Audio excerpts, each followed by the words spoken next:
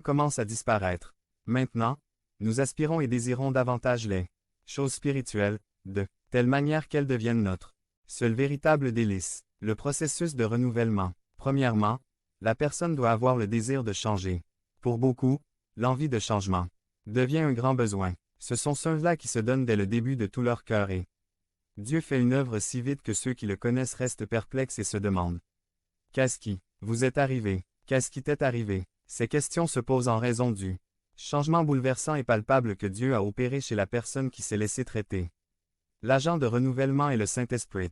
Il éménage pour vivre avec vous, pour faire de votre vie son habitation permanente. 1 Corinthiens 3, 16, 6, 19. Chaque jour et à tout moment, il s'entretient avec vous et vous montre le bien du mal, le juste de l'injuste et toutes choses en général, afin que vous puissiez vivre une vie en toute liberté.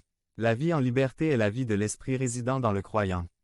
En fait, les Écritures nous enseignent que là où est l'esprit du Seigneur, là aussi est la liberté. 2 Corinthiens 3, 17. C'est l'esprit qui nous fait sortir des prisons obscures et nous amène à la lumière de Jésus-Christ. Luc 4, 18. Acte 10, 38. Dieu, par le Saint-Esprit, nous fait passer du royaume des ténèbres au royaume de son Fils bien-aimé, en qui nous avons la rédemption par son sang, le pardon de nos péchés.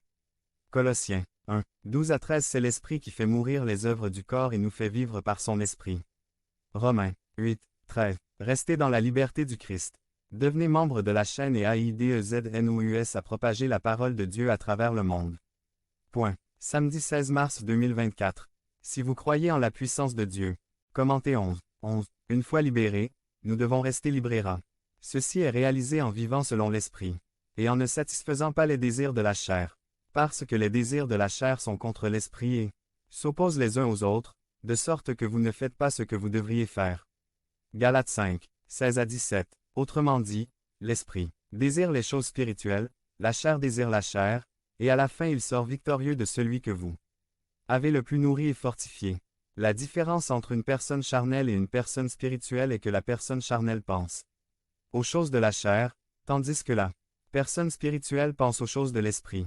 Romains 8, 5. Chacun s'identifiera ou se fera connaître par les fruits qu'il produit. Luc 6, 44 à 45. Conseil pour rester libéra. La prière et la lecture de la parole de Dieu devraient être une partie essentielle du régime spirituel du croyant. Jean 5, 39. La parole est la nourriture spirituelle qui nourrit notre esprit et réconforte notre âme. Pierre 2, 1 à 3. La prière est le langage de l'esprit avec le croyant, elle nous relie, nous maintient en communication constante avec Dieu et nous sépare de la tentation. Matthieu 26.